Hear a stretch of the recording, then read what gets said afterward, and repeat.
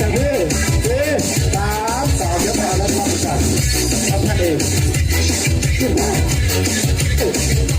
มานะครับสุดท้ายที่3 2ที่ยังโดนตรงนี้ก่อนใช่เลยยังโดนตรงนี้ก่อนเอาไว้นะฮะเอาไว้นะฮะเยี่ยมเดี๋ยวแมงโมเป็นเบบี้มาที่ขาอะไรย่างเบบี้มานะพยายามเบบี้ไว้เบบี้อย่าวิ่งนะถ้าเป็นลมอย่าได้แต่ถ้าเป็นลมไปที่ก่อนลมคนเดียวเบบี้จ้ะของเลยนะของเลยของเลยฮะ3เบบี้อีก4เศษไปเรื่อยจ้ะโอ้จ้ะเบบี้มาบ้าง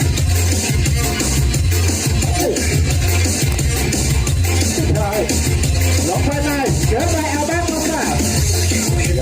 ลุกมาจากลุกมามันเด้อไปเย็นลุกมาเอาแบงค์ลงไปฮะลุกมาไหนเจ็บตัวเบบี้นะเนี่ยเบบี้จ้ะเบบี้แม่ว่าเบบี้แพ้แล้วพี่นะ3นี่เดี๋ยวไปเอาแบงค์ลงไปจ้ะ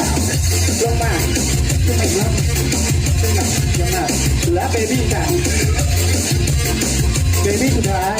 หนักขึ้นเดี๋ยวไปเอาแบ็คลงมาเนี่ยพี่เบบี้ตรงนี้เลย